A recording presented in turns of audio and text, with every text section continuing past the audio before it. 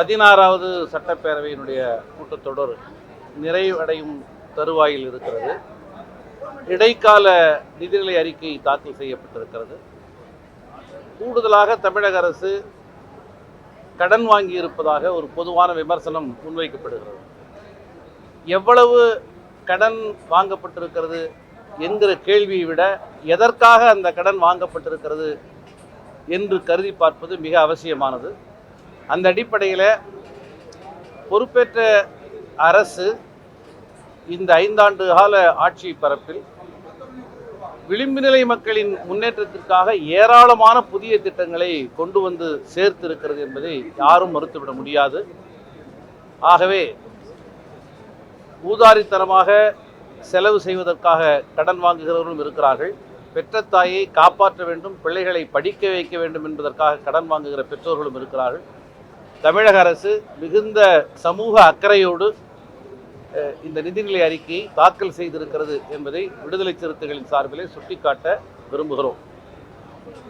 கடந்த அதிமுக ஆட்சி காலத்தில் நிறைவேற்றப்படாத மிக முக்கியமான 2 சட்டங்கள் ஆதிதிராவிடர் மற்றும் பழங்குடியின மக்களின் நலனுக்காக இந்த ஆட்சி காலத்தில் நிறைவேற்றப்பட்டிருப்பதை நன்றியோடு நாங்கள் சொல்ல கடமைப்பட்டிருக்கிறோம். மிக குறிப்பாக ஒட்டுமொத்தமான வளர்ச்சிக்கான நிதிநிலை அறிக்கை வெல்ஃபேர் பட்ஜெட் என்கிற அளவில் 1.5 லட்சம் கோடி செலவிடப்படுகிறது. அதில் சற்றேறக்குறைய 30,000 கோடி ஆதிதிராவிடர் மற்றும் பழங்குடி மக்களுடைய குடியிருப்புகளில் நிறைவேற்றப்பட வேண்டும் அந்த திட்டங்கள்.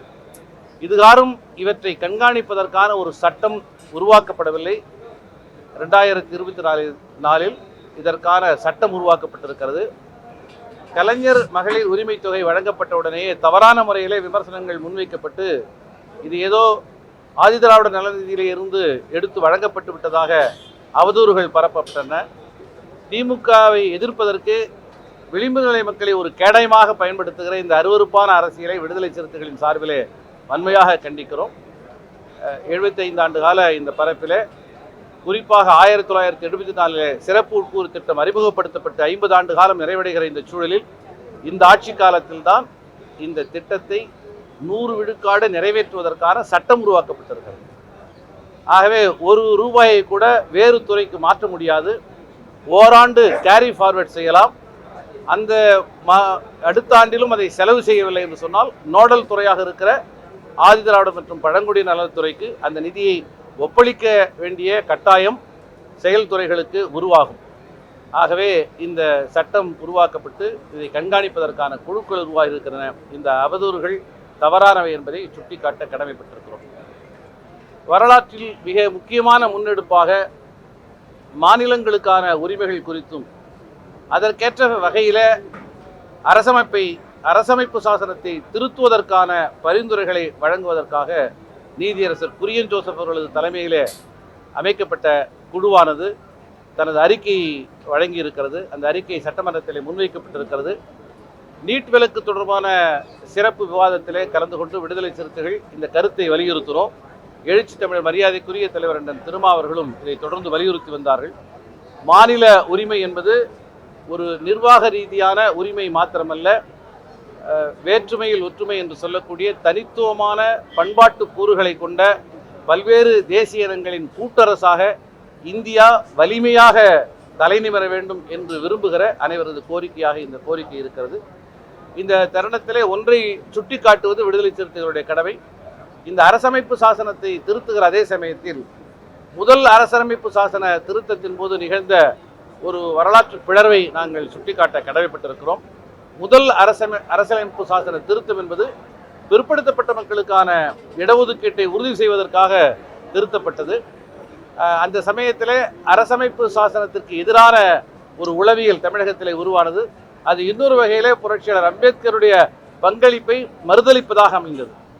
ஆகவே பிற்படுத்தப்பட்டோருக்கான இடஒதுக்கீட்டை உறுதி செய்வதற்கான மசோதாவை பாராளுமன்றத்தில் முன்மொழிந்தவர் புரட்சியாளர் அம்பேத்கர். அதற்காக வாதாடியவர் புரட்சியாளர் அம்பேத்கர். அந்த சட்ட திருத்தத்தை உருவாக்கி காட்டியவர் புரட்சியாளர் அம்பேத்கர். அதே அடிப்படையில் தான் இன்று மாநில சுயாட்சி தொடர்பான உரையாடலை நாம் முன்னெடுத்திருக்கிறோம். இந்த அம்சத்திலும் புரட்சியாளர் அம்பேத்கருடைய கருத்து மிக வலிமையாக நமக்கு ஆதரவாக இருக்கிறது. மிக குறிப்பாக மாநிலங்களின் உரிமைக்காக வேறு எப்போதும் இல்லாத வகையிலே புரட்சியாளர் அம்பேத்கருடைய கருத்து இன்று மிக பொருத்தமானதாக இருக்கிறது என்பதை பேரவையிலே சுட்டிக்காட்டியிருக்கிறோம். ஆர்எஸ்எஸ் இயக்கம் என்பது மிக புனிதமான இயக்கம் என்பதை போன்ற ஒரு கருத்து பாஜக தோழர்களால் இன்று முன்வைக்கப்பட்டது.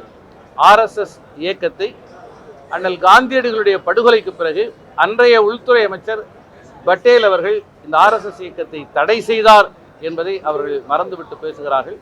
மத்திய மாநில உரிமைகளை பாதுகாக்கிற, மாநிலங்களுக்கான உரிமைகளை கோரி பெறுகிற இந்த முயற்சியை பிரிவினைக்கான முயற்சி என்று சித்தரிக்கிற பாஜகவின் முயற்சியை விடுதலை சிறுத்தைகள் கண்டிக்கிறோம். செய்திகளை உடனுக்குடன் தெரிந்து கொள்ள கீழ்கண்ட கேபிள் மற்றும் டிடிஎச் நெட்வொர்க்குகளில் எம்நாடு செய்தி தொலைக்காட்சியை காணுங்கள். பாதகம் செய்பவரை கண்டால் நாம் பயம் கொள்ளலாகாது பாப்பா. மோதி மிதித்து விடு பாப்பா, அவர் முகத்தில் உமிழ்ந்து விடு பாப்பா. அண்மை செய்திகளை உடனுக்குடன் தெரிந்து கொள்ள இணைந்திருங்கள் எம்நாடு தொலைக்காட்சியுடன்.